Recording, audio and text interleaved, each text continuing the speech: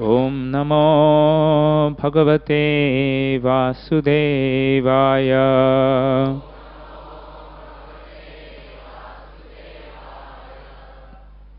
Hare Krishna. So, first of all, we would like to welcome all the devotees and all the guests who have come for this Sunday feast program. So, before we begin, we would like to sing one beautiful bhajan by Shri Govindadas Kavirajji. I think everyone has the songbooks? Yeah. So, we will sing this bhajan and then we will proceed further. Hare Krishna. Bhajaho re mana, bhajaho re mana, Sri Nandanandana, Abhaya Charanara Vindare.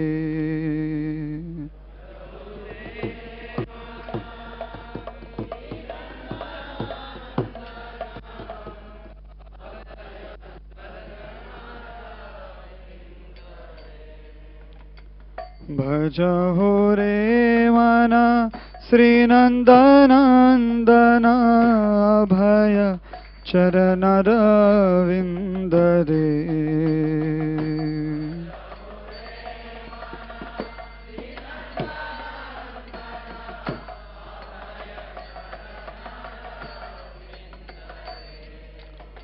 Durlabha manava janama satsange,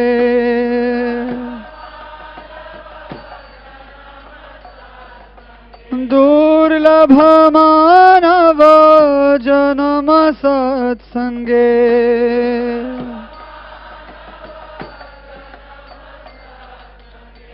Tarahoe bhava sindhure.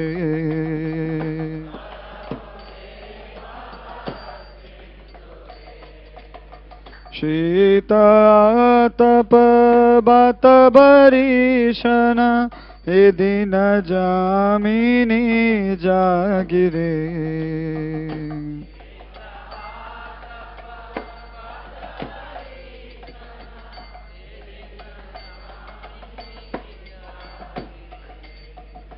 Sita tapa bata barishana edina jamini jagire.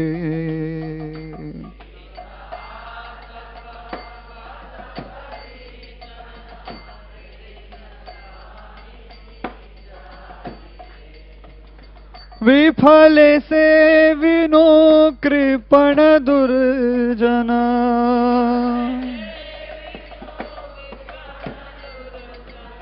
Vifale se vino kripana durjana,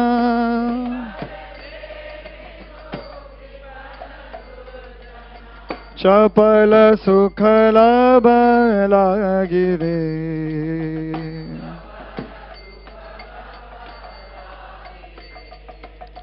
Idhana yauvana putra parijana, इथे के अच्छे परती तिरे.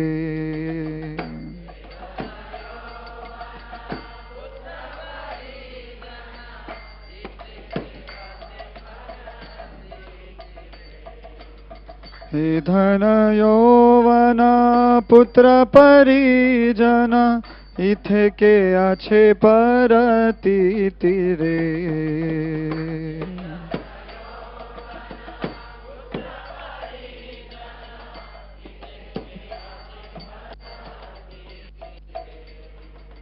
कमल दल जल जीवन तलमल,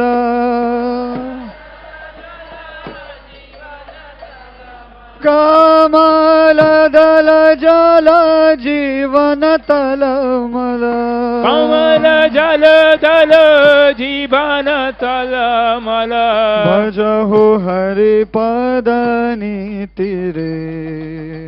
भजहु हरि पद नीतिरे.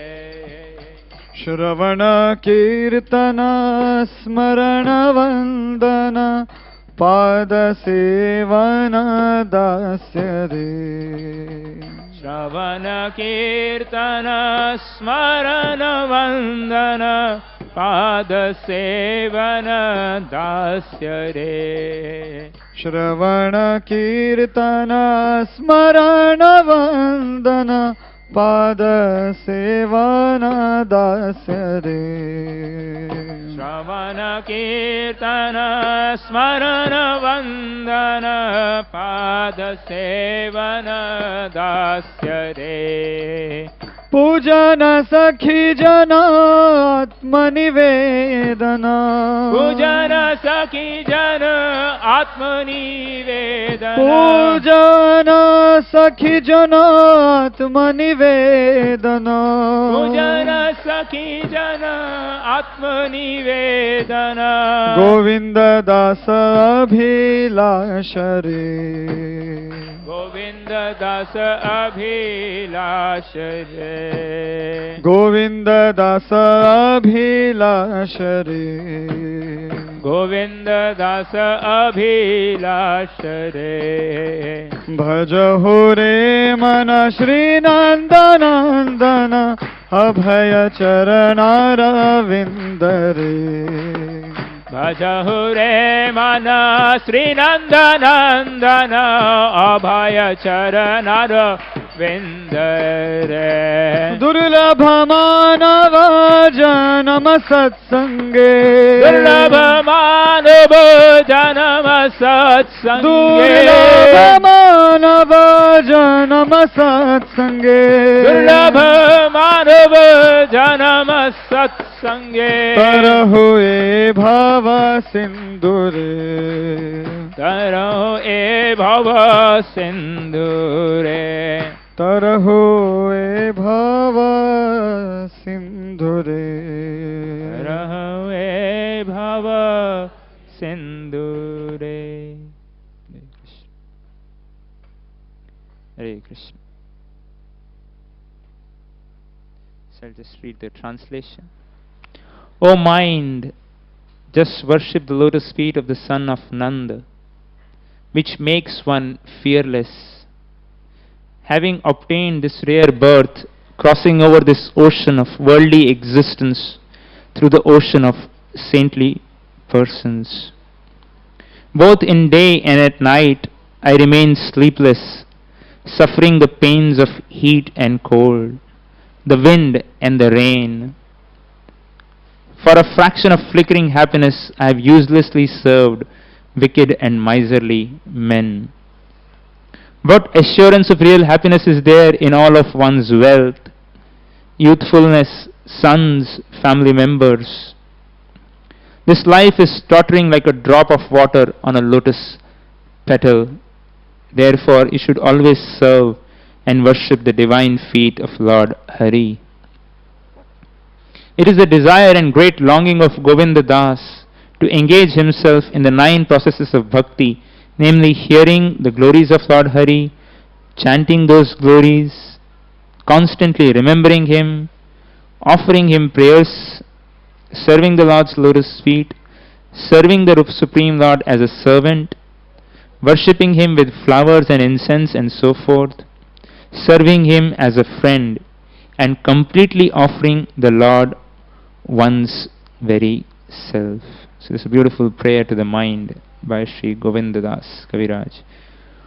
Om Ajnanatirmirandhasya Jnananjana Shalakaya Chakshurun Militam Yena Tasmai Shri Guruve Namah.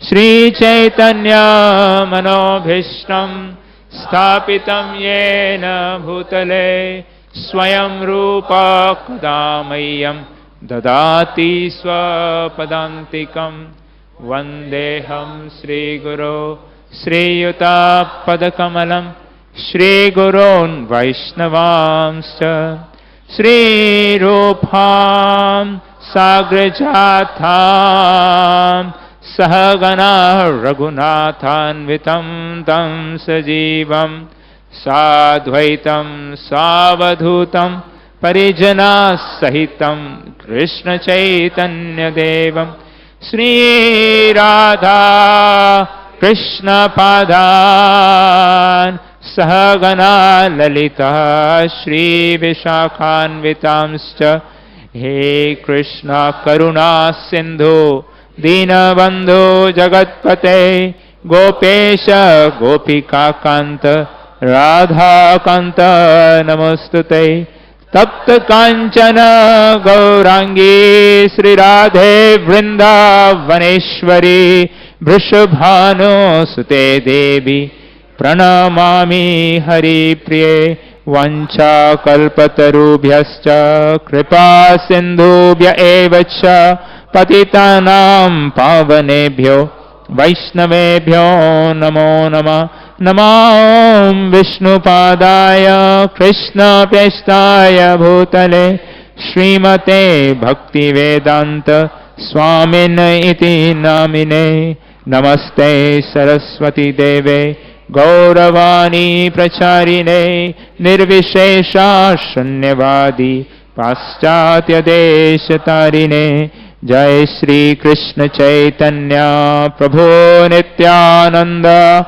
Shri Advaita Gadadhar Shri Vas Adi Gaura Bhakta Vrinda Hare Krishna Krishna Krishna Hare Hare Hare Rama Rama Rama Hare Hare Mukham Katur Karoti Vachalam Panghum Langayate Girim Yad Kripat Tamaham Vande Shri Guru Dinatharina. Hare Krishna. So we would like to once again welcome all the devotees and the guests for our regular Sunday feast program, which was wonderfully established by Srila Prabhupada, so that all the devotees can come together on the weekend and hear and speak and glorify the Supreme Lord Sri Krishna. Otherwise, we are all working throughout the week, being trampled by the material nature, the pangs of the material miseries. And this Sunday program which Srila Prabhupada established was his desire, so that the devotees can come together, talk about Krishna, serve Krishna together, glorify Krishna together.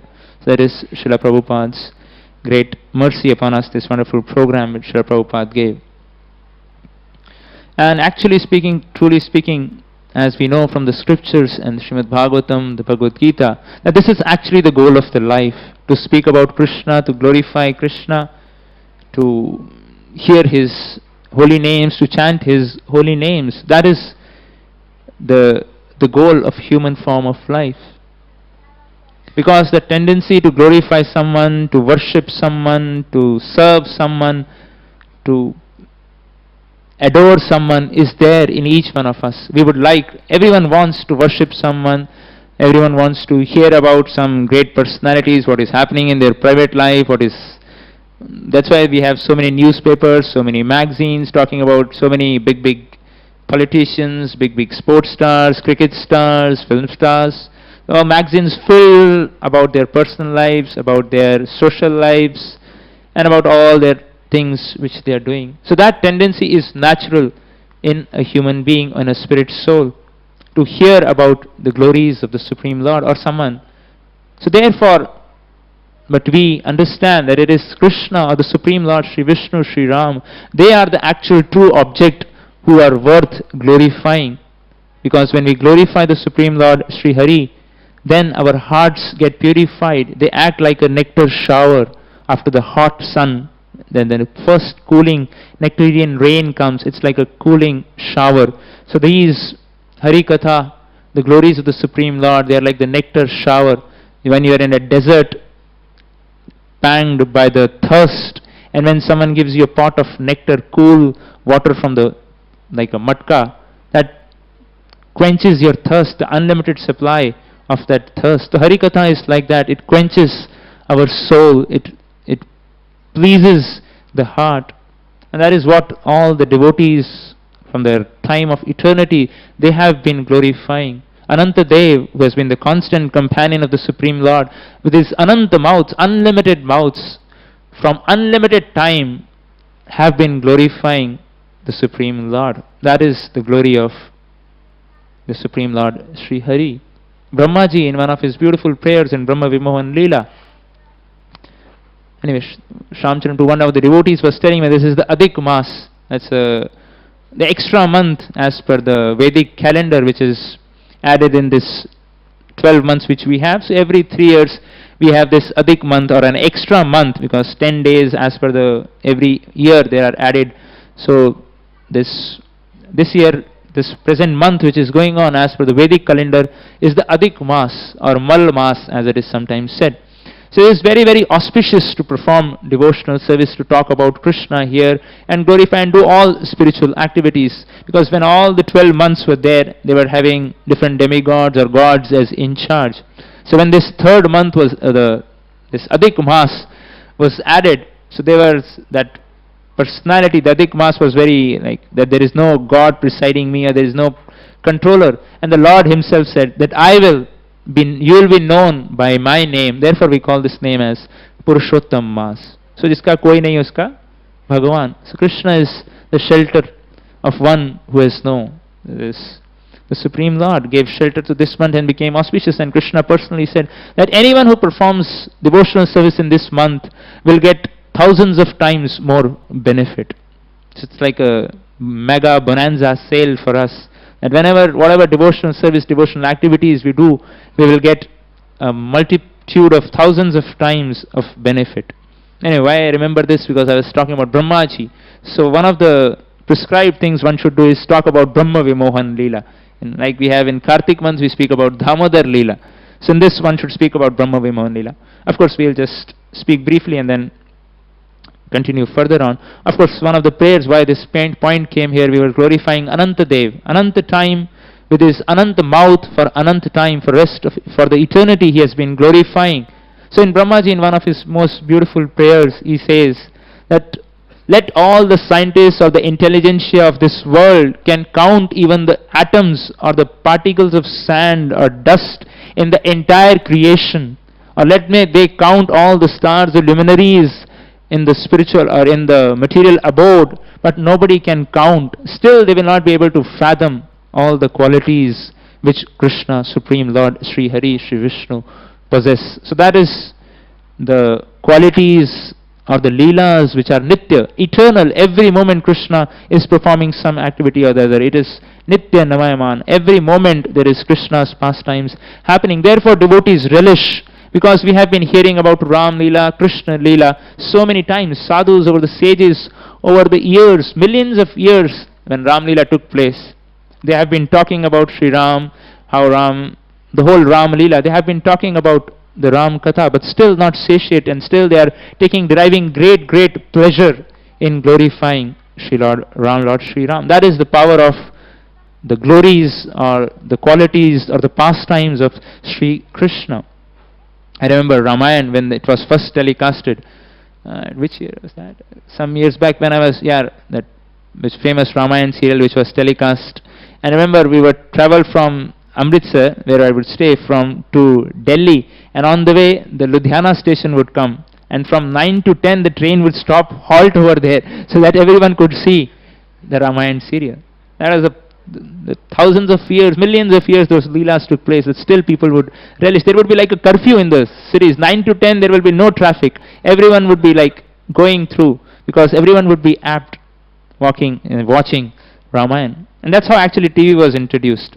And unfortunately now we see, Gauranga usually gives that example, that Ravana, how he came as a sadhu, dressed like a sadhu, came, kidnapped Sita, and then showed his 10-headed form. Similarly, Gauranga gives this example that television came like that, like hidden like form of Ramayana and some nice information serials, some simple Doordarshan channel with some knowledge about Krishi, and some different like informational news channel or something, and few channels, and 8 o'clock, 9 o'clock, everything is over. And now it is manifesting as hundreds of channels and different of hoods. They are like the different heads of Ravana. That is what is happening. And this is unfortunate situation. And of course, another thing, this is the land where Lord Ram, the land of Dharma, and people are bringing out serials or films like Ravana and glorifying Ravana and comes. So that is the unfortunate situation. Of course, anyway, not to divert from Brahmaji's prayers. The unlimited glories are there of the Supreme Lord. Krishna is glorified in all the Vedic literatures, in all the Puranas, Itihasas, all the Lord's glories are described. That is the beauty and power. And this is one of the reasons, as Kunti Maharani mentions in the first canto, various reasons why the Lord Krishna appears.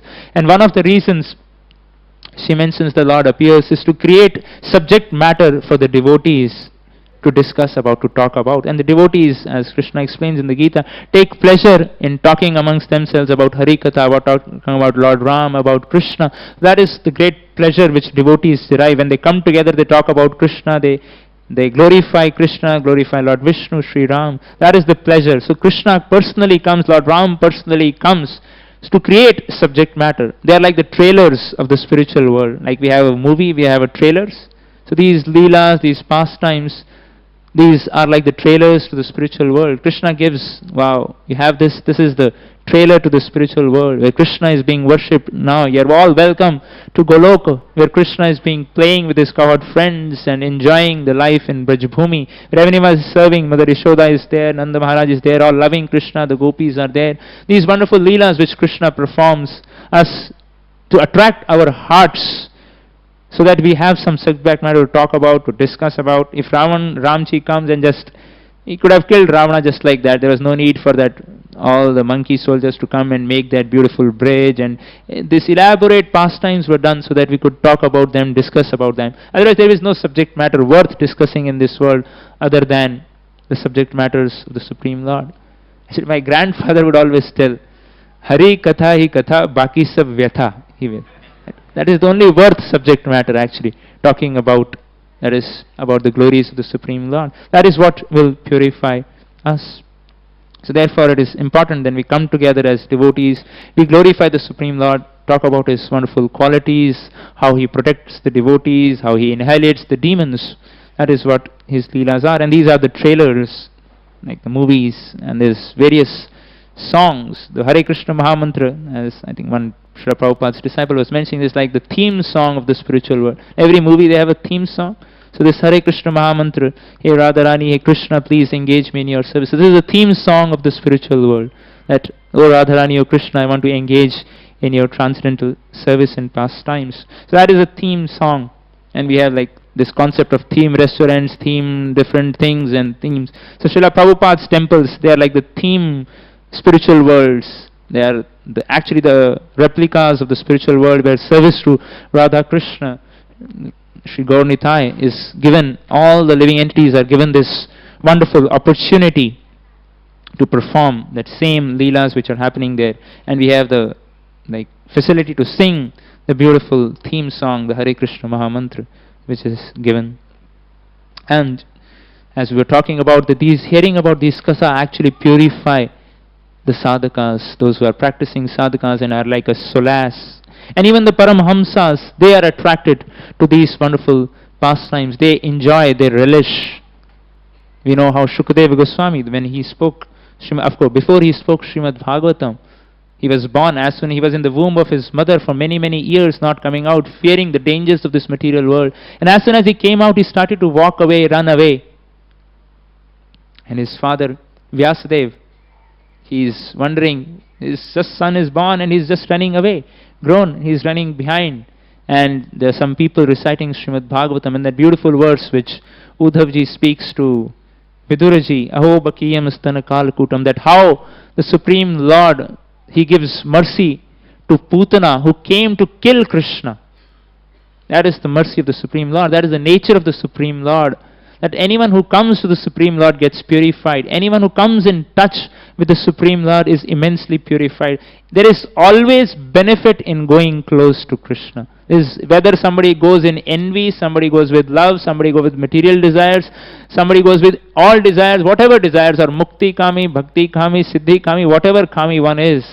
If one goes and worships the Supreme Lord, there is his benefit only. There is no loss in approaching Krishna. That is the nature of the Supreme Lord. And that's what when Shukadeva Goswami heard that verse, that Putana, who came actually to kill Krishna, that was her only intention. She just came with her poisoned breasts to kill Krishna, to take his life, thinking him as an ordinary child. And Krishna gave her the position of the mother, her mother in the spiritual world, is unfathomable. So Shukadeva Goswami, when he heard he was like completely taken apart, and he just was relishing Srimad Bhagavatam, and then he was glorifying Krishna in wonderful narrations of Srimad Bhagavatam. He spoke to Parikshit Maharaj. So that is the glory of the Supreme Lord, his surrendering to the Supreme Lord, in any way coming in touch. Therefore these sound vibrations of Srimad Bhagavatam, these wonderful narrations of Srimad Bhagavatam are very, very purifying. And that is, even everyone is attracted to these wonderful stories.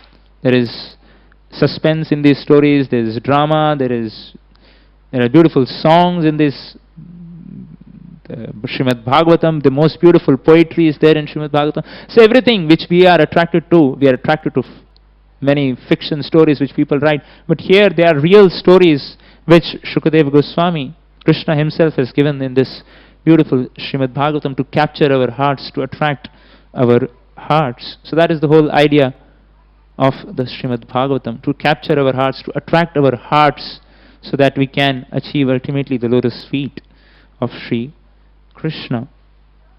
So with this background, today we would like to discuss about one of the stories of one great devotee, because talking about the devotee or the pastimes of devotee is non-different by talking about the Supreme Lord Sri Krishna.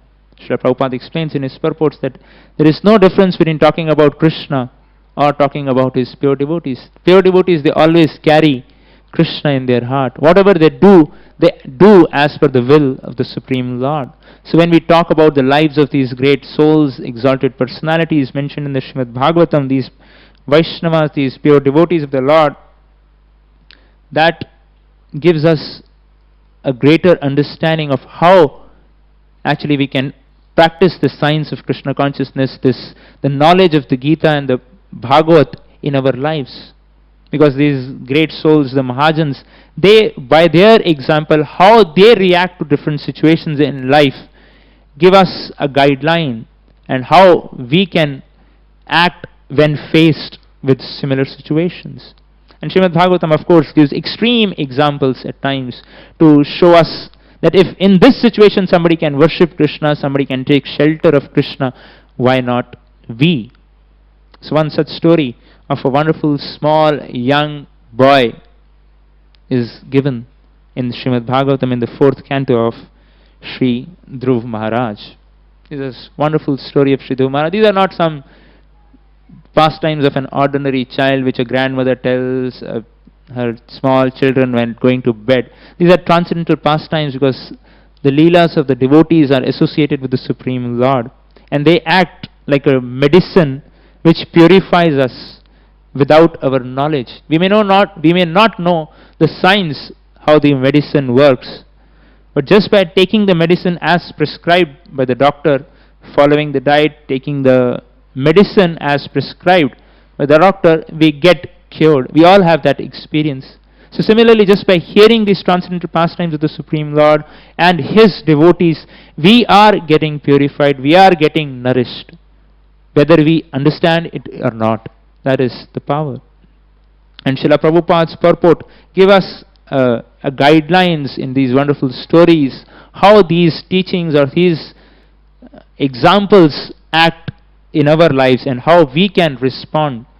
Once time Srila Prabhupada with one of his Brajabasi friends, when he was writing his transcendental purports, and he was writing with a Parker pen.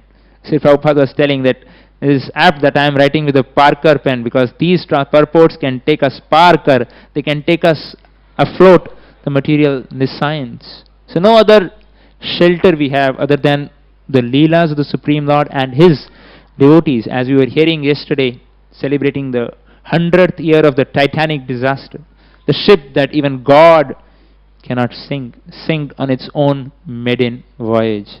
So there is no other shelter if you have to cross the ocean. No, the ship which was made with most expertise of scientific advancement, the best of the people, the designers, the best of the materials, everything was the best, the most expensive cruise liner. But it it failed in its first maiden voyage.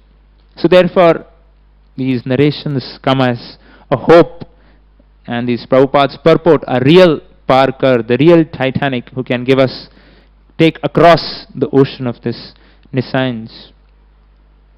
So this narration comes in the 4th canto, in the 8th chapter, where Shukadeva Goswami describes about the dynasties of Swayambhu Manu, who had 2 sons, Uttanpad and Maharaj Priyavrat. And our Shukadeva Goswami describes first about Uttanapad. He had 2 sons, Uttama and Dhruva.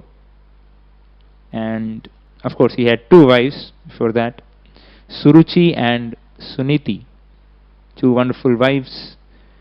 Suruchi, very beautiful, very dear to the king, and king would spend most of the time with her, glorify her, and like a henpecked husband, he would be there with her all the time, spending all the time, giving her attention, love, care, fulfilling all her demands.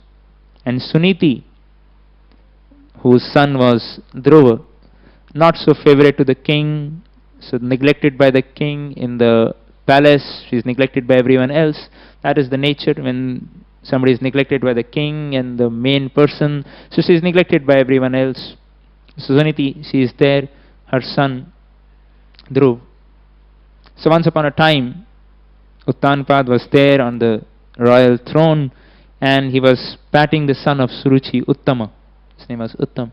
And Dhruva was just 5 years old boy. He happened to see, and as a natural small child would do, he just approached and climbed up to the lap. He run to climb up to the lap of Uttanapad.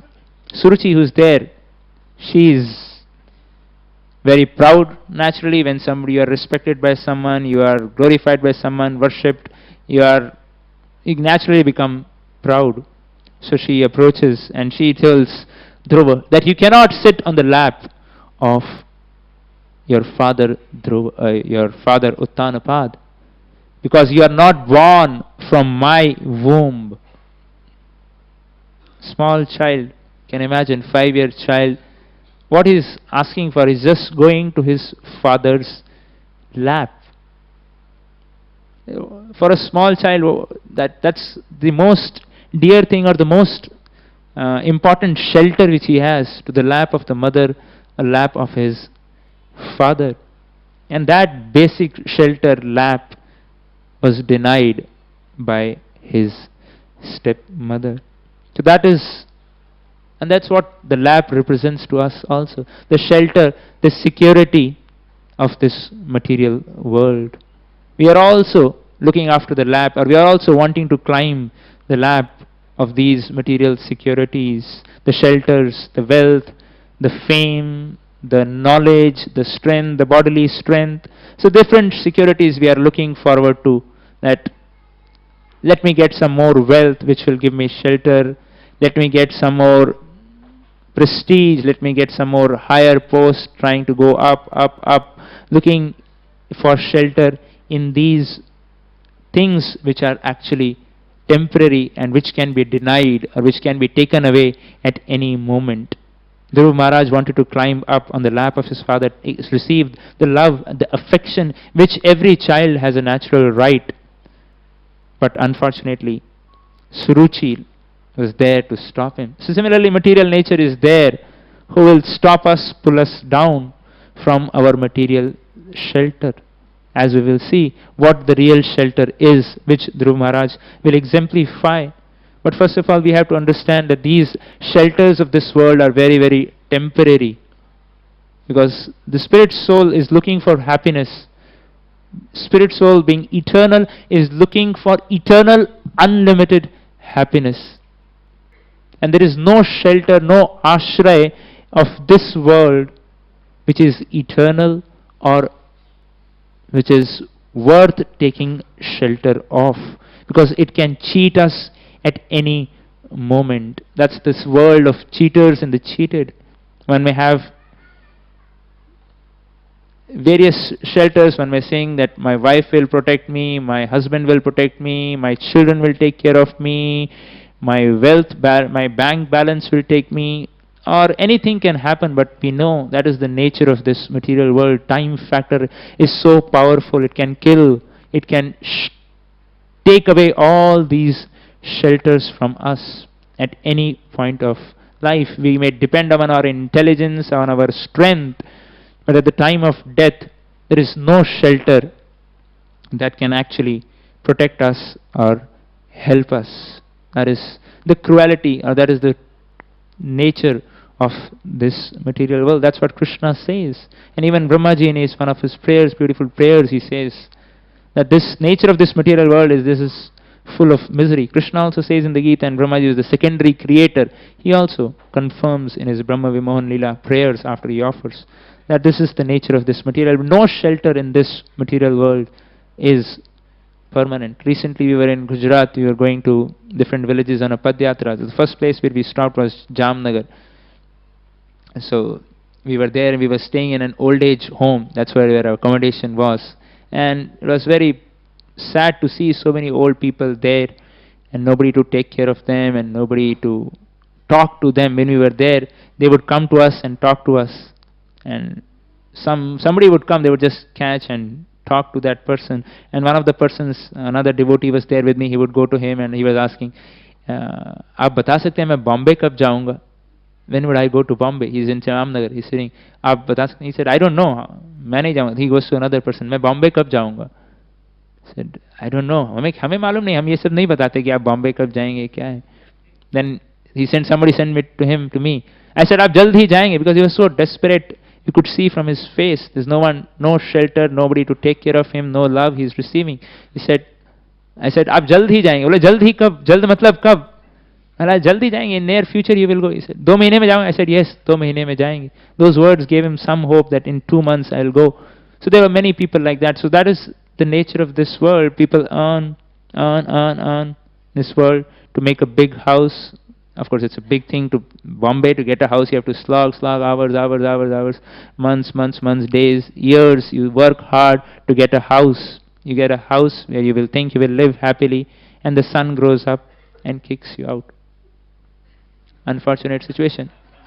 And so that's the unfortunate situation of this. That's the nature of this world. If not this, there is some other problem. So Krishna has given everyone a pinch, different according to one's needs. So for some this is the problem. For somebody has a lot of wealth but there is no son, no child. Somebody has a lot of children but no wealth to take care of them. So each one of us can know in our own lives that there are problems, there are difficulties, there are pains which are there, but we are still somehow or other trying to look for shelter. Maybe if I get this, I'll be better off. Maybe after some time things will improve, and then I will take to devotional service, or then I will take to shelter of Krishna. So then we keep on missing the real shelter of the Supreme Lord. We keep on hanging on to different other things which are going to be shaken, which are going to be taken from us at any moment. And that is, in one sense, if somebody can understand, that is the mercy of the Supreme Lord, that these shelters are taken away, and then one realizes, oh wow, so I have some shelter which is permanent, which will give me real satisfaction, real happiness, where I can find. Otherwise, the nature of this world is you just keep mriga trishna. It's like that. You see there is water there, and you run, and then you run, and then you run. But you keep on, end up running, thirsty, deserted in the deserts. The only true insurance is in Krishna's insurance. That is the true. We have LIC, this is Krishna Insurance Company. That is the true and the most reliable investment if we have to do. So those who are investment consultants, we know this is the best investment to make. This is the permanent, this full 100% returns. That is the nature. So that is what the lap for Dhruva Maharaj was. He was looking for that shelter, children, small children. That's what they need. Play with some toys and have some fun, and when hungry go to the mother and father. And that is sometimes when devotees were going with Srila Prabhupada in the West, and they saw children's fairyland. They said, Prabhupada, this is children's fairyland. Prabhupada pointed out to the skyscrapers and said, these are adults' fairyland. So this is what it is. The children are playing with toys, but the only difference between the adults' toy and the children's toy is the cost. The children may play with the small cars and the Leo toys and other toys, and the adults may have their own different cars or buildings or whatever they have. So it's just a matter of, the difference is just the cost of those toys. So similarly, Dhruva Maharaj, that time very happy, he was happy, very happy, prince, definitely well taken care of in all ways. But when he just wanted to go and sit on the lap of his father, he was denied. And Suruchi, she told her, that is the nature of pride, harsh speech, very heavy words she spoke to Dhruva Maharaj. She says, my dear child, you are unaware that you are born not from my womb, but of another woman. Therefore, you should know that your attempt is doomed to failure. You are trying to fulfill a desire which is impossible to fulfill. Such harsh words. You can imagine 5-year child just going to climb his father's lap. And then she says that if you want to sit on your father's lap, you should take birth. You should go and worship Supreme Lord and take birth again from my womb. And then you can sit on the lap of your father. So that is the nature of false pride. When you become proud, it can happen in spiritual societies also, when you are favored by someone, when you are loved by someone, so much respected by someone, then naturally the tendency may come that, oh, these are inferior, and then naturally you want to criticize them, you want to find faults in them. That is what Suruchi was doing, thinking that Suniti, she is low class, the king doesn't love her, respect her. And then these arrows, like words which were shot from her mouth, which pierced the hearts of Dhruva Maharaj, the little Dhruv. Therefore it is very, very important, we should analyze what we are speaking when we are angry, or how we respond to a situation. These facilities, these preferences, or these positions should not give us that pride that we speak harshly with devotees or with anyone. That is very, very important. Therefore it is very, very essential lesson that we should learn, that we should be very, very careful in our speech. The more can be achieved by just keeping silence. That is important. And we should be careful whether what we are talking, is it absolutely essential? Is it necessary what we are talking? Is it going to benefit someone when we are talking to that person? Or do I have the moral right, first place, to speak? So these things we should consider. Is it actually necessary what I am speaking? Or is it benefiting anyone? Or do we have the moral right to speak these words which I am speaking? So we take many vows in this Kartik month and these other months. So one time we should try this, that whatever I speak, I will analyze before I speak. We should think before we speak. That is it, what I am going to speak now, is it necessary? Is it going to benefit anyone? Is it my right to speak? Am I allowed to speak? Or am I have the position or the authority? Or is it my service to speak? So it will be a great exercise if we can one day just take a vow that every word which I speak will be according to these principles. Then we will see actually in our own lives that how much that propensity to prajalpa, to criticize, is there in our hearts. That is very, very important. And this is the result of anger, and we will see how Dhruva Maharaj, of course, takes it such a beautiful way. And on part of Uttanapad, that's unfortunate situation, he didn't respond. He was too much attached to his wife Suruchi, like a henpecked husband. He didn't respond. He could have just said, hey, you can also sit through on the other side. Uttam is sitting on the left, you can sit on the right lap. Just a small thing for him. That's the lessons for the leaders. For each one of us, how we should be very, very careful when we have a responsible position and a leadership position. How we should be careful not to get into this problem of favoritism. Somebody is my favorite or somebody. So our decision making should not be influenced by favoritism, that this is my favorite, or I'll give this to him, or I will not give this to him. Or the point is, we should be very, very careful in making decisions, and as leaders, as responsibles. And of course, sense control is very, very important for any leader, for that matter. Somebody who himself, the leader, doesn't have sense control, you cannot rely on that personality. We know that famous example, Kamsa.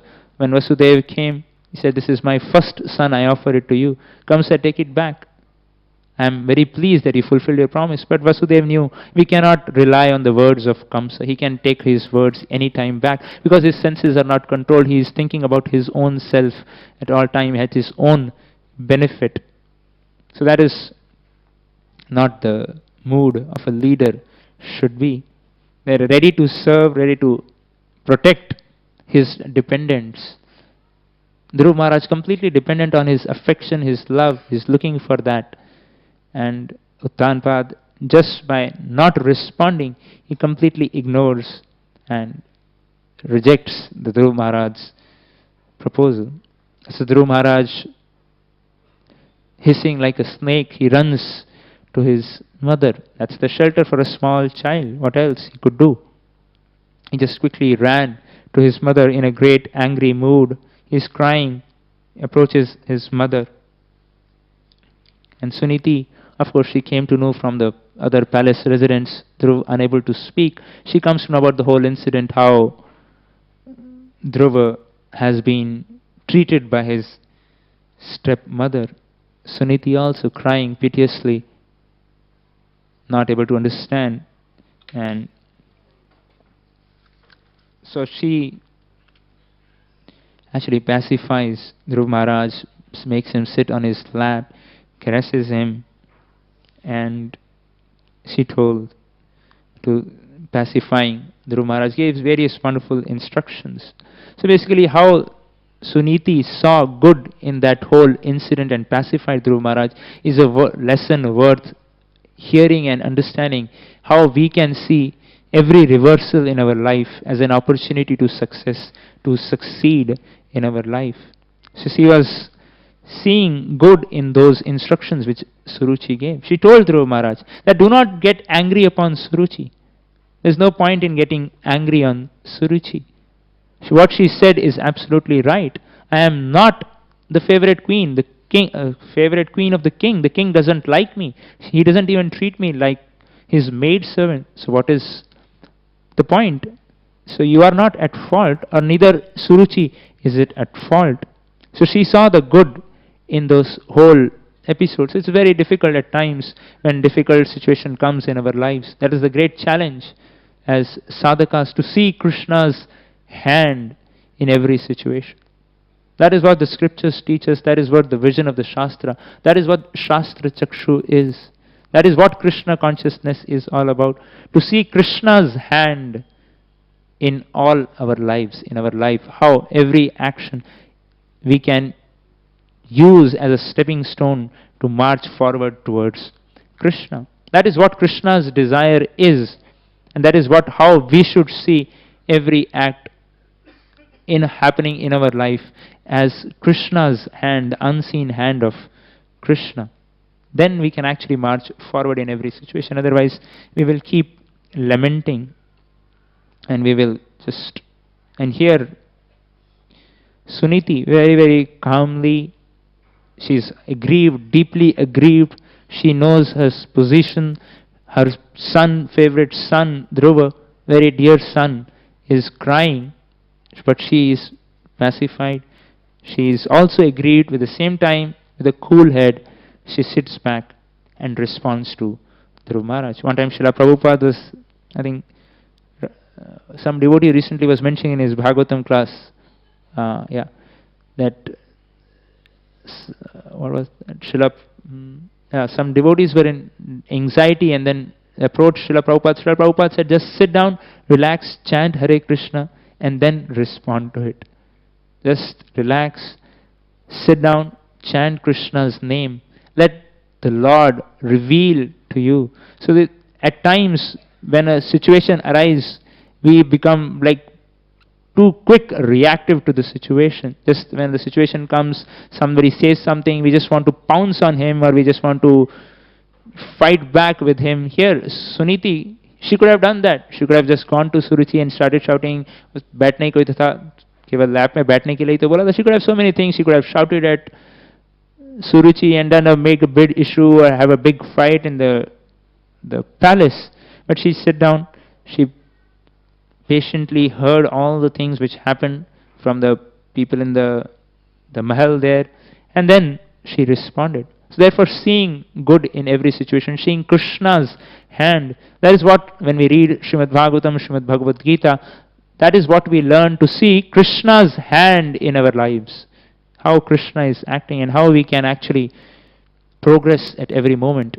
That is what will differentiate how whether we advance, whether we are in Krishna Shakti, under the Krishna Shakti or Maya Shakti. There's only two things. Either we are in Krishna or in Maya. So every moment we have a choice. Now, at this moment, we want to hear Katha, we want to sleep, or whatever we want to do. We have a choice. We want to hear attentively, we want to space out, we want to speak, prepare, whatever. Every moment there is a choice for us to advance. And I'm not saying somebody is doing, depends on the speaker. But the point is, every moment there is a choice. Wow. This is the beauty. Krishna has given us Kala, the time. Kala is a very fearful factor.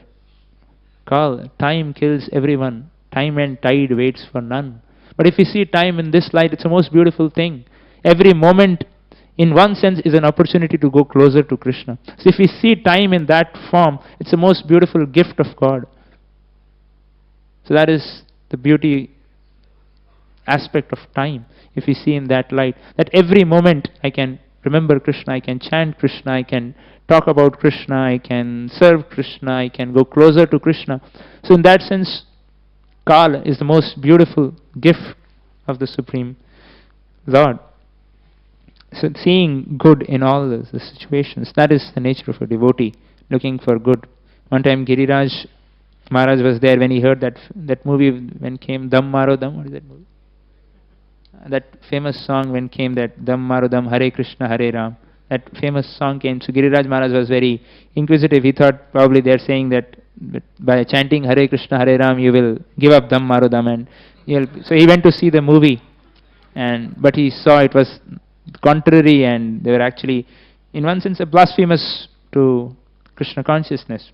So Prabhupada, he went to Prabhupada and he told Prabhupada. So Prabhupada said, actually just wait, after some years people will forget Dham Maro Dham and remember Hare Krishna, Hare Ram. And that is what is happening by the grace of Srila Prabhupada. Jai Srila Prabhupada ki! Jai. So that is the power. Seeing good. So Prabhupada could see that actually this Param Vijayate Shri Krishna Sankirtanam, with time, Dham Maro Dham is gone and now Hare Krishna, Hare Ram is spreading everywhere by Srila Prabhupada's mercy. So then, Suniti, she is telling Dhruva Maharaj that actually at this stage I cannot also help you because the king doesn't love me and there's nothing much I can do. Therefore, if you at all desire to sit on the same train as your stepbrother Uttam, give up your envious attitude immediately and try to execute the instructions of your of your stepmother.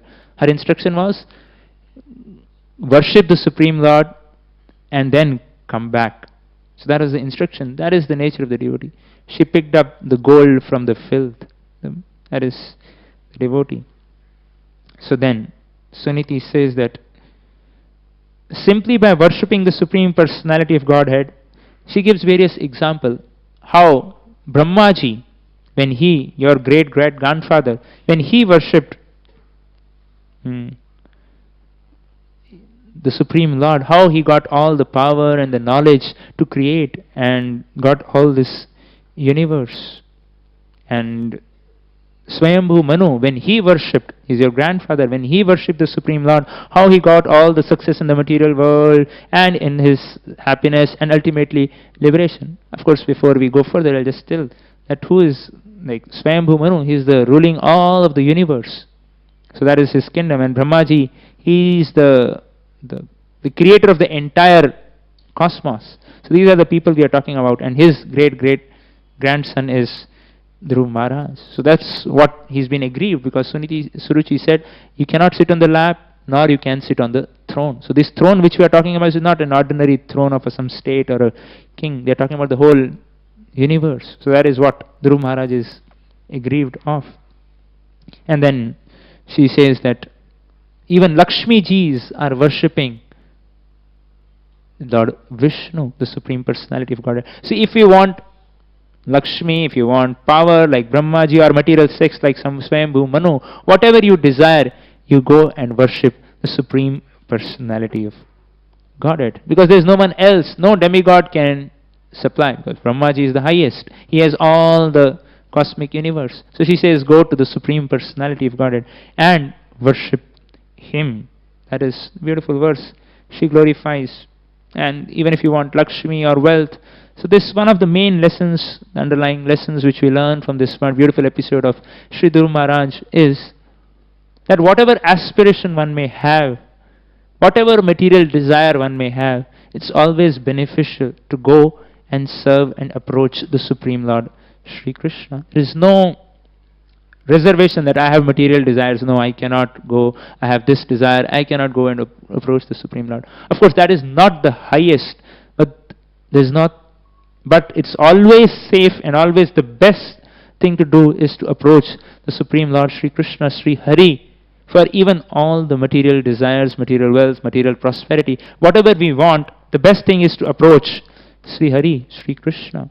They purify. The Lord purifies of us of material desires, and if it is beneficial for us, the Lord will provide, as in the case of Sri Dhruva Maharaj. And nobody can say that I have so many material desires, how can I go approach Lord Vishnu, Sri Hari? Dhruva Maharaj, he had, what was his desire? To have a kingdom greater than his great-grandfather, Sri Brahmaji. So does anyone in this room have a material desire to have wealth more than this? No, nobody can have. So this is the highest. The Bhagavatam gives the extreme example. So even if you have that extent of material desire, that you want a kingdom bigger than this entire universe, then also worship Krishna. That is what Dhruva Maharaj's episode is teaching us. That whatever akama, sarvakama, mokshakama, whatever desires we have, we should just repose our love, our affection, our desire to serve, worship, glorify to the Supreme Lord. And we will achieve the highest benedictions as we see in here. That is the love of the Supreme Lord. You know that famous story when Krishna was there in his childhood in Brajabhumi, he was performing his wonderful leelas. So one time when fruit vendor lady comes, Phal le lo phal, she's calling out Phal le lo phal. So everyone, as was the system that time, barter system, you give something, and then Krishna heard that somebody's come to asking for fruits, and Shodama is somewhere else. So Krishna comes, goes to the house, inside the house, and takes some grains in his hand, and he's running with those beautiful Krishna, the small Gopal form. He's running with the grains. Shukadeva Goswami, of course, beautifully describes that one who is Sarva Phala Prada, he's referring to Krishna as Sarva Phala Prada, who is giving fruits to all the living entities for our karma. That Krishna, who is Sarva Phala Prada, he is going to get fruits. It was not that Krishna wanted those fruits. Krishna was enchanted by the love of that fruit vending lady. So Krishna goes, Achyut. Shukadeva Goswami, another beautiful usage, she says. Shukadeva Goswami says, Achyut is running and the grains are falling. Chut, they are falling from his hands. And he's running, comes, and very few grains are there in his hands when he reaches there. And that fruit vendor lady, when she saw Krishna's beautiful form, she's charmed, completely enamored by the beautiful Gopal, the form. She had heard about Krishna, she had seen, but when she saw Krishna with those beautiful little soft palms holding a few grains probably were there to give, she accepted those grains which Krishna gave it to her, and she gave all the best fruits which she had in the hands of the Supreme Lord. And when Krishna comes back, she's looking at Krishna, and then she lifts her basket and goes back to her house to bring more fruits for Krishna. She was not satisfied. She wanted to serve more. She wanted to give more. That is the nature of love. You want to serve more. There is no meaning to love without service. We talk about love in this world, but that is just to gratify one's own senses. But real love means service. There is no question to the word love without service. Love means to serve the object of your love. That is what real love is. So that lady, she brings more fruit, but she doesn't realize that her basket is more heavy. Krishna had filled her basket with more jewels and diamonds and rubies. The most precious jewels were there in her basket. But in her anxiety to serve Krishna more, she did not realize that her basket is so heavy. She's filled with those. So that is Krishna. There's no loss in serving Krishna in any way. Krishna is showing through his wonderful Leela. She goes home, she just throws the jewels there on the floor, fills with more fruits and comes back. That is the nature of someone who is maddened by Krishna's love. The wealth of this world doesn't count. She just runs back to give those fruits. Otherwise, somebody is like enamored by so many jewels, and she was very poor, definitely, just a fruit vending lady. So these jewels could just blind her, but she was absolutely untouched. She just threw those jewels on the floor, put more fruits, and come back to give Krishna those fruits. Amazing.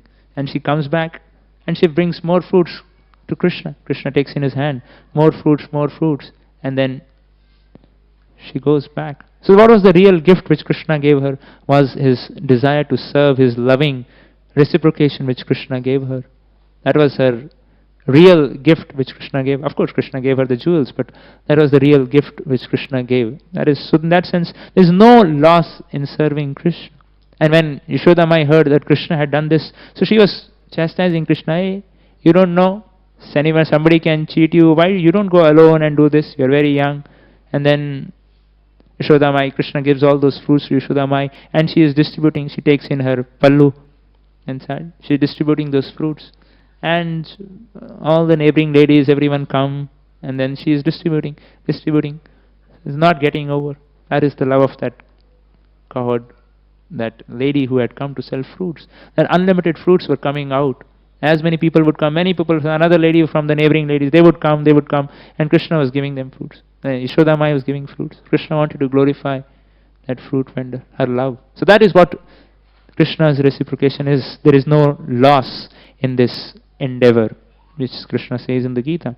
So, therefore, Suniti is telling Dhruva Maharaj, even if you want wealth, even if you want the highest kingdom, the power, the knowledge, everything, you can worship Lord Vishnu, Narayan. People in this world want Lakshmi. Everyone is running after Lakshmi. Lakshmi. I want Lakshmi Puja, Mahalakshmi Puja. But we were in the villages, and we were walking one of the villages. One simple person was there. He was staying, so he just offered us nice hospitality. We were just begging. He offered nice hospitality. We just asked, do you need some Lakshmi? So he said, you're all worshipping Narayan. So by serving those who are worshipping Narayan, Lakshmi will come. And actually, Lakshmi Devi is personally serving Shri Narayan. So therefore, by worshipping Narayan, Lakshmi also comes. And he was telling, he just said, that अगर आप किसी की बीवी को नाम से बुलाओ तो वो कभी आएगी क्या? If you call a lady, married lady with her name and call her, please come, will she come? No. She will come with her husband. Of course, in Kali Yuga it may happen. But the Vedic time, he was from a very small town and village. Where the culture was still there. It was good to see so much wonderful culture still present in the villages. So he said, अगर आप किसी स्त्री को पर स्त्री को बुलाएंगे नाम लेके तो कभी आएगी क्या? नहीं आएगी. जब उसके पति को बुलाएंगे तो उसके साथ वो आएगी. That was the Vedic culture.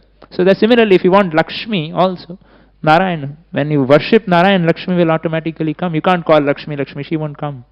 That is what she is saying. If you want wealth, if you want position, if you want power, if you want fame, everyone is running after fame. Pratishtha Nari. Sada Kavari is running. Everyone is running after Pratishtha. Everyone is running Pratishtha. But Krishna, we will see here in this beautiful episode how Dhruva Maharaj became so famous just by worshipping the Supreme Lord. He is a planet by his name, Dhruva Tara, the pole star.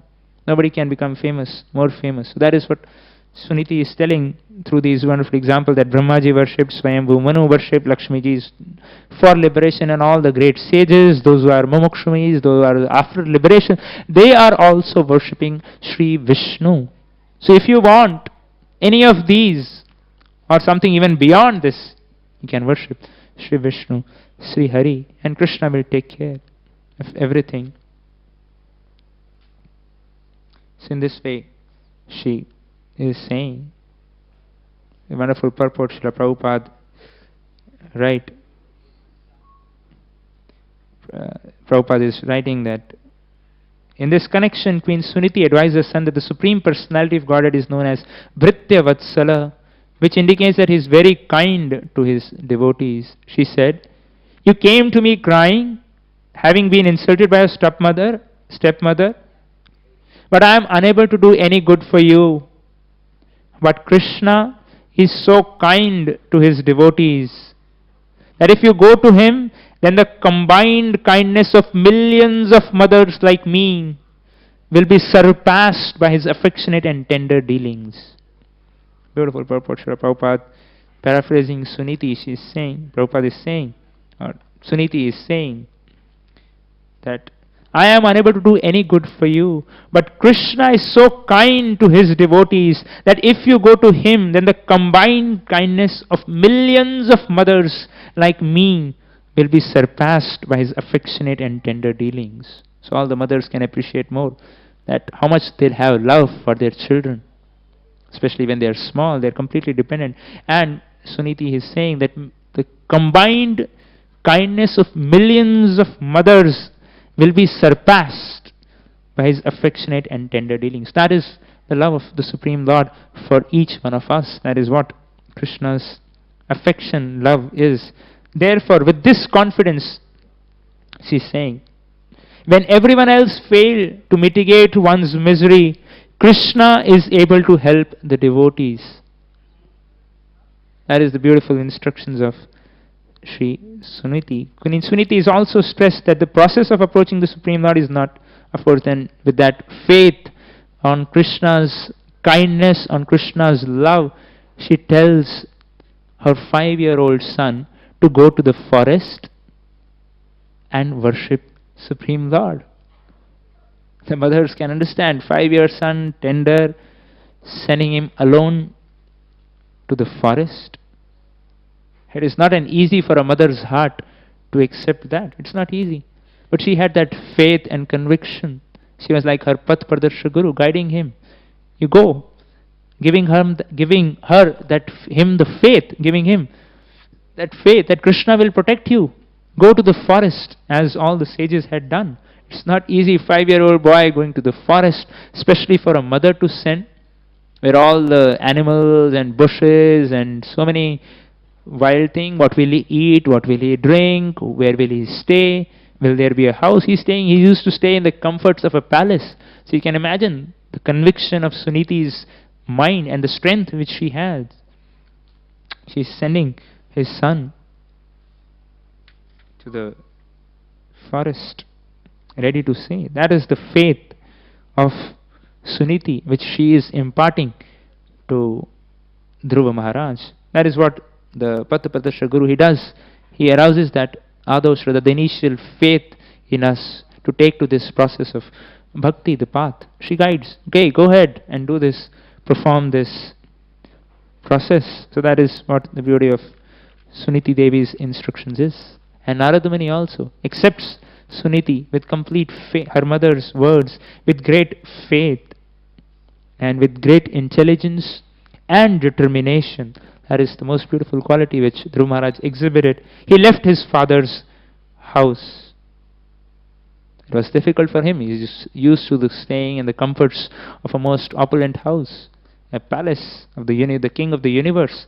He is going there. And as soon as he enters the forest, he meets Shripad Narada Muni.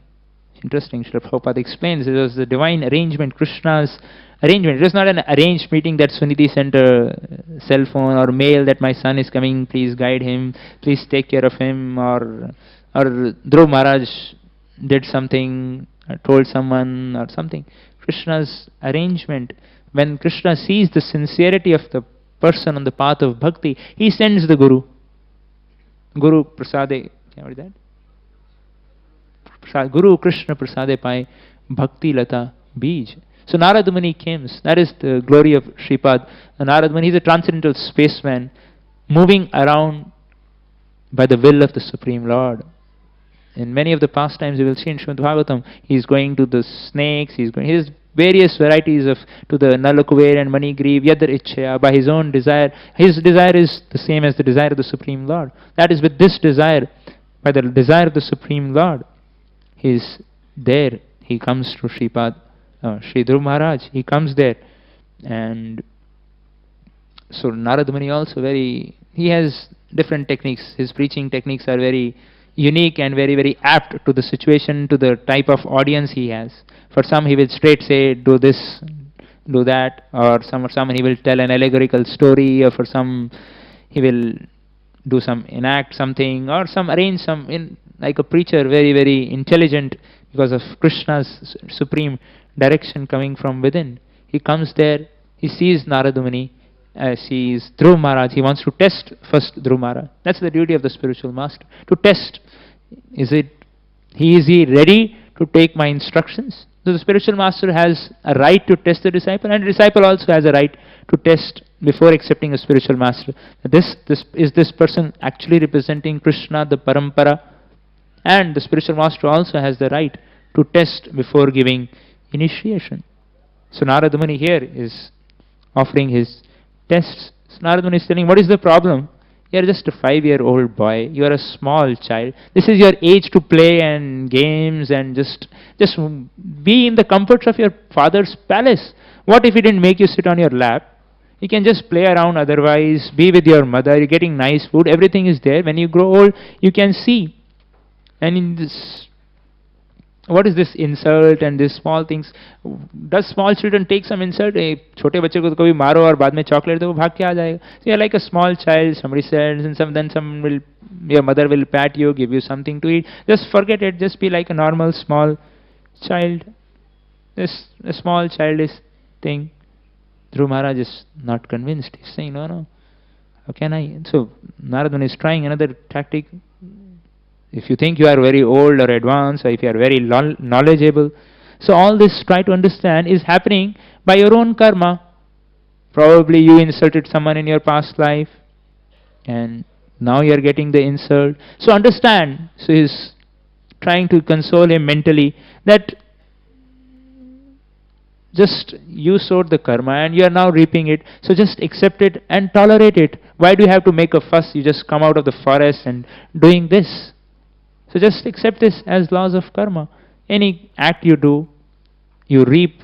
And if it's natural. So it is your actions your karma which you did. Now you are reaping that. So what is so difficult thing? You inserted in the last. Now you are getting that. So just accept it, tolerate it, and go back and engage in your childish activities. So that is the law of karma. That's Narada Muni. What Narada Muni is saying actually the fact, but Dhruva Maharaj is not satisfied. The law of karma is like that. Whatever acts we do now, we are going to reap. Whatever acts we did in the past, we are reaping now. That is the law of nature. That is the law of destiny. We cannot expect different situations. We cannot blame God for what we are receiving now. We cannot say, why I am put in a particular situation at this point of time? Because we did the karma. We can't climb a neem tree and expect a mango to be there.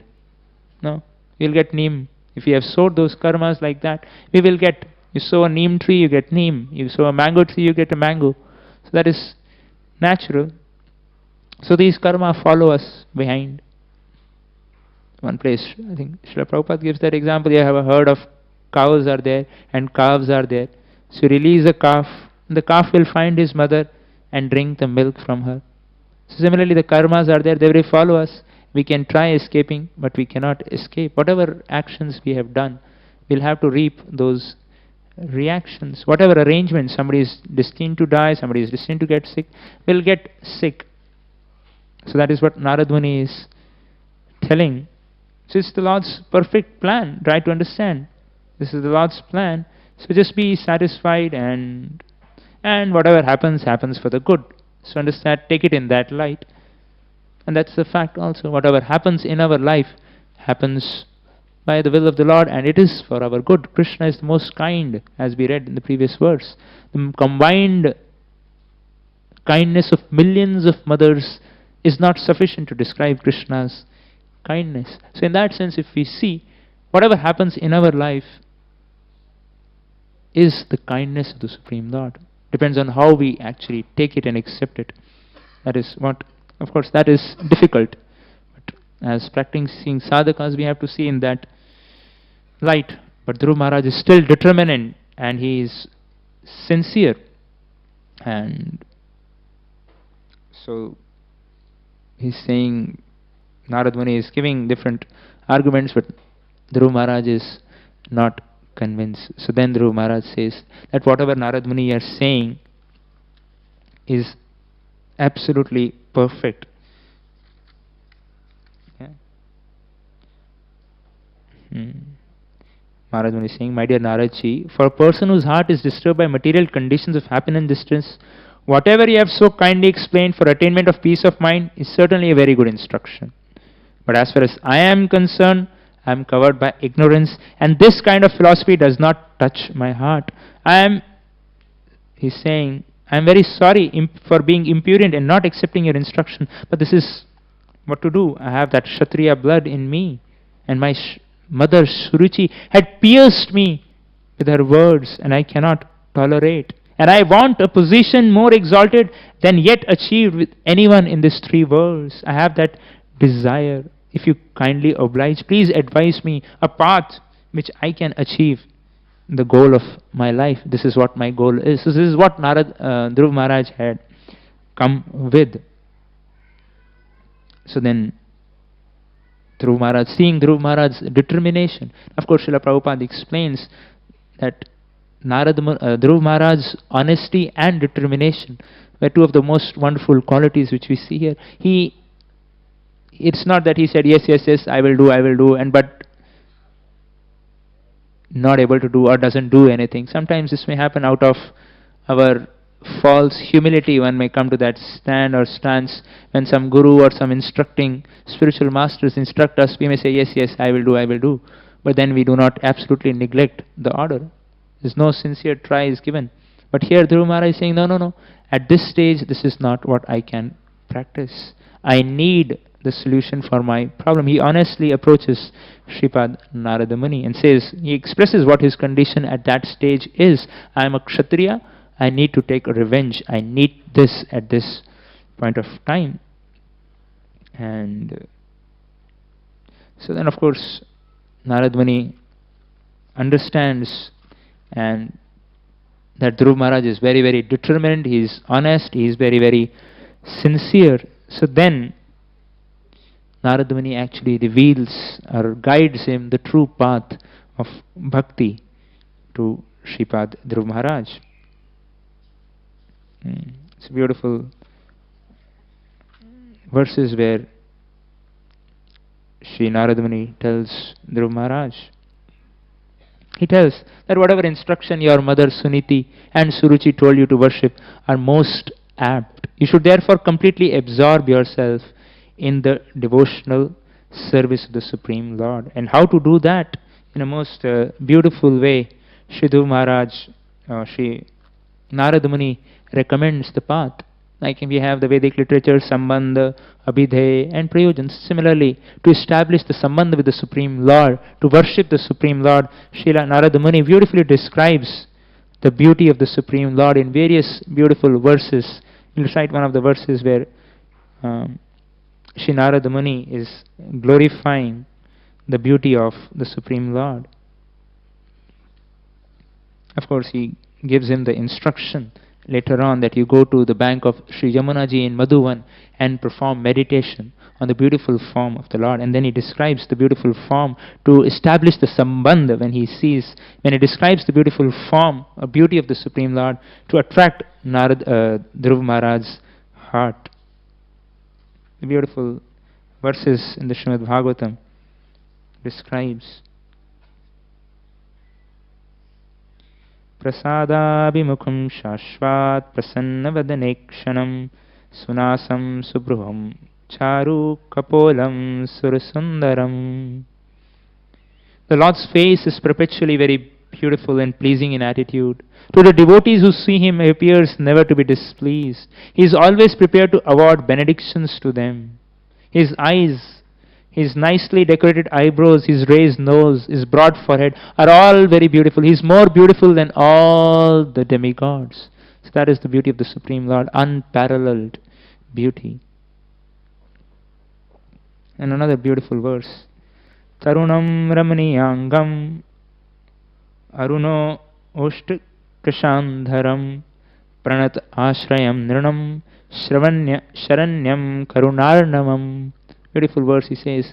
Narad Muni says the Lord's form is always youthful. Every limb and every part of his body is properly formed, free from defect. His eyes and lips are like pinkish like the rising sun. He is always prepared to give shelter to the surrendered soul. Pranat Ashrayam. And anyone so fortunate as to look upon him feels all satisfaction. Sharanyam.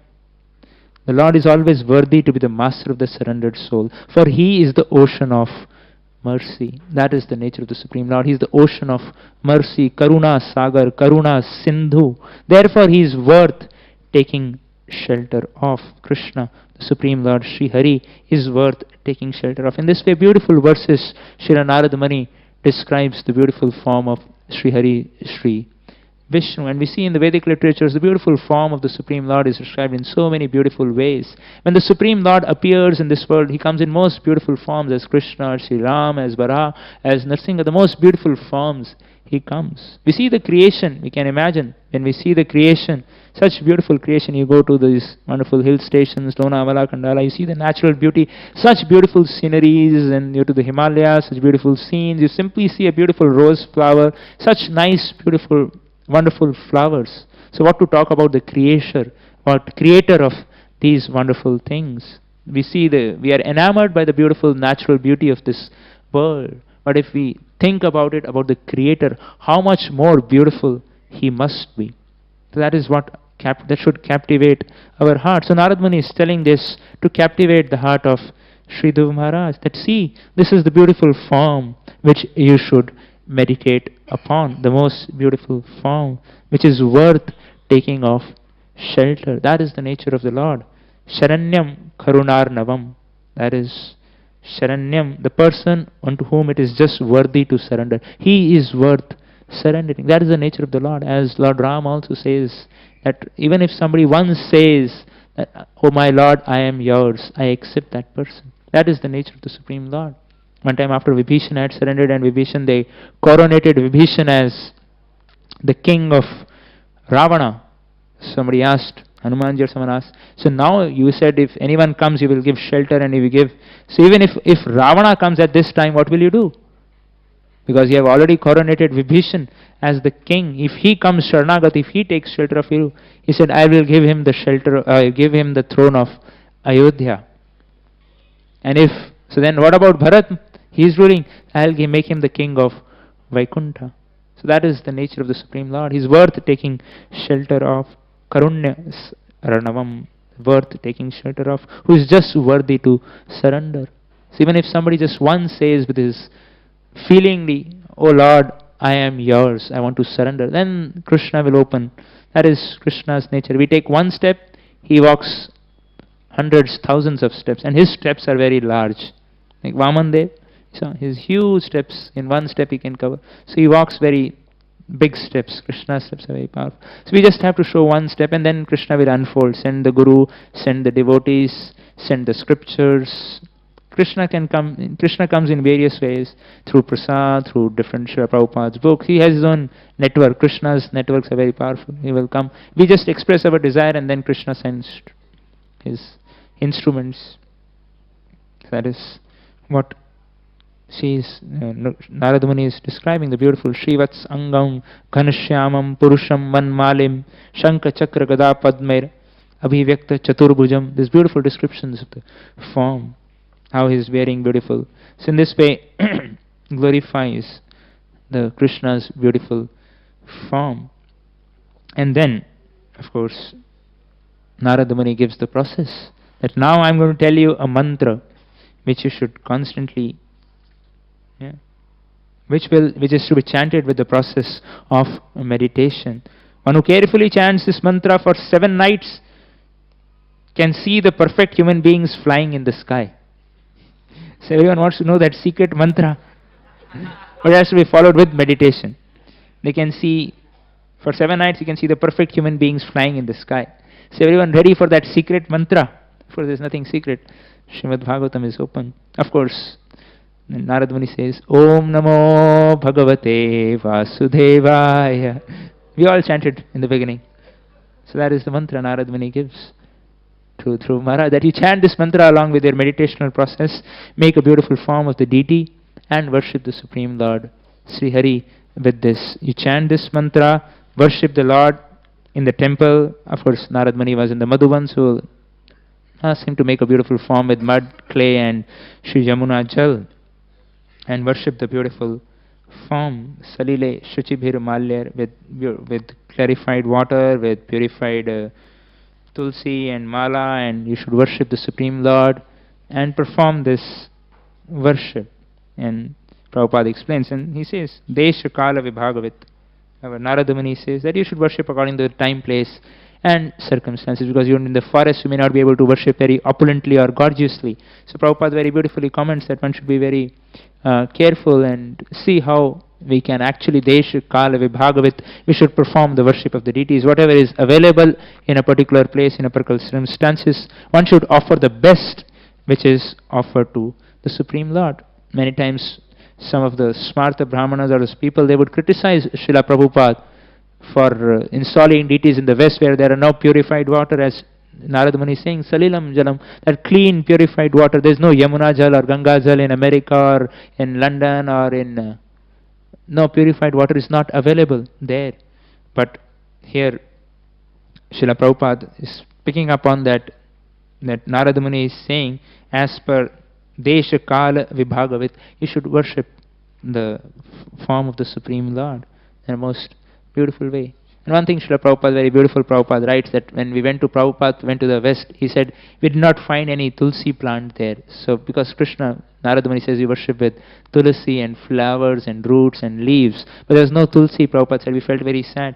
And then Prabhupada in the purport, yes, he writes that, we are very much obliged therefore to our disciple Srimati Govinda Dasi, because she has taken much care to grow tulsi plants from seeds, and she has been successful by the grace of Krishna. Now tulsi plants are growing in almost every center of our movement. It's by Srila Prabhupada's grace. You could see Tulsi Maharani also went all over the world. Wherever Lord Vishnu is there, Tulsi Maharani goes. So there, by Prabhupada's grace, Govinda Dasi, she planted Tulsi leaves. Now we have so many centers all over the ISKCON where flourishing Tulsi Maharani is being worshipped, and Krishna is being worshipped by those. So that is Desha Kala Vibhagavit, as per time, place and circumstances. Srila Prabhupada was a mastermind, a genius, following the footsteps of Shripad Narad Muni. The first deities which were installed, Jagannath, Baldev, Subhadra, in where was that? In the West, somewhere where they were installed. Prabhupada said, everyone just come forward, offer a candle light. That's what the deity installation program. Now we have, like in some devotees' houses, they have like Shayan Adivas, 1 full day Abhishek, and so many elaborate arrangements. But at that time, Srila Prabhupada said, just offer a candle. That was Srila Prabhupada's compassion, mercy. He established the deities all over the world. And the next day there, they took Jagannath Baldev Subhadra to a walk on the beach. And Prabhupada had to correct them, chastise them. No, you can't do that. We'll have a Rath Yatra. So then Prabhupada started Rath Yatra all over the world. So that is Srila Prabhupada, Desha Kala Vibhagavit, as a great Acharya following in the footsteps of Shripad Narada Muni. He established the worship of the deity worship as recommended by Srila Narada Muni. And so coming forward, Dhruva Maharaj, following the instructions of Sri Narada Muni, performs his great tapasya, austerities, chanting this mantra, worshipping the deities. And Shukadeva Goswami describes about the austerities which Dhruva Maharaj did. First month, eating only fruits that were available in the forest once in 3 days, The second month, leaves that fell on the ground once in 6 days. Third month, drinking some water once in 9 days. Fourth month, breathing air once in 12 days. And the fifth month, he stopped breathing also. He perfected his pranayama and stopped breathing also. So that is Dhruva Maharaj tapasya. Of course, Prabhupada writes we cannot follow these austerities which Dhruva Maharaj. For us, following the 4 regulative principles, chanting 16 rounds of Hare Krishna Maha-Mantra attentively is the austerity which is recommended by the acharyas. That is what Srila Prabhupada is saying. So in this way, at the end of his austerities, meditation, Lord Vishnu, of course all the demigods, they were disturbed because of the heat and because of the weight, and stopped, air movement stopped because of the no breathing of Dhruva Maharaj. Such powerful influence he has, all the demigods went to Lord Vishnu. Lord Vishnu pacifies them. I will come and tell Dhruva Maharaj to stop. And the Lord personally comes in front of Sri Dhruva Maharaj in a most beautiful form as described by Sripad Narad Muni. His meditation broke and he could see. When he opened his eyes, he saw Lord Vishnu personally in the form of Prishni Garb right in front of him. He was in ecstasy, tears flowing from his eyes, trembling, hairs standing in end, not able to speak anything. He's quiet there standing. Lord Vishnu personally puts his conch in his head, and then he could speak, offer the most beautiful prayers to the Supreme Lord. So this is the most wonderful mercy which Srila Dhruva Maharaj received by the grace of Sri Narada Muni. Prabhupada wonderfully explains that it was Dhruva Maharaj's success was not because of the austerities which he performed, but because he followed the instructions of his spiritual master very seriously, without any duplicity. So that's the most important lesson. Without any duplicity, with great sincerity, following the instructions of the spiritual master, Dhruva Maharaj could achieve the highest blessings of the Supreme Lord by the grace of Sri Narada Muni. And then he offered most wonderful prayers, and then the Supreme Lord benedicts him with a planet much bigger than this entire universe, the Dhruva planet, the Dhruva Tara, which we see, the pole star, which does not is, and when the dissolution happens, that doesn't dissolve, and that is there eternal presence. And then after that, the Supreme Lord guaranteed him the abode of his, the eternal residence in the spiritual world. So that was the mercy which Sri Dhruva Maharaj, he perfected his life in just one lifetime. And Prabhupada writes in the purports that it is possible. By the life of Dhruva Maharaj, we can see that it is possible to achieve perfection in one lifetime just by being sincere and determined. Like Dhruva Maharaj, one can perfect Krishna consciousness in one lifetime and can go back home, back to Godhead. So that is the wonderful pastime of Sri Dhruva Maharaj.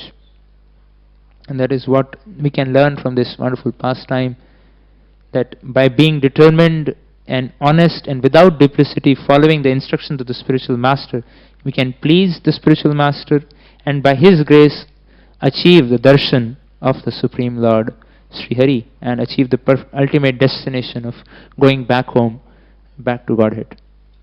So with this, I would like to end today's lecture and thank all the devotees for their patient hearing.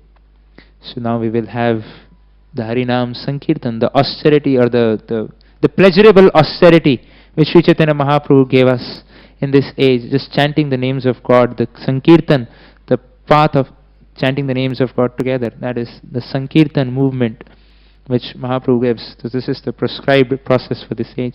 So we will, with a grateful heart, participate in the Kirtan now, followed by Krishna's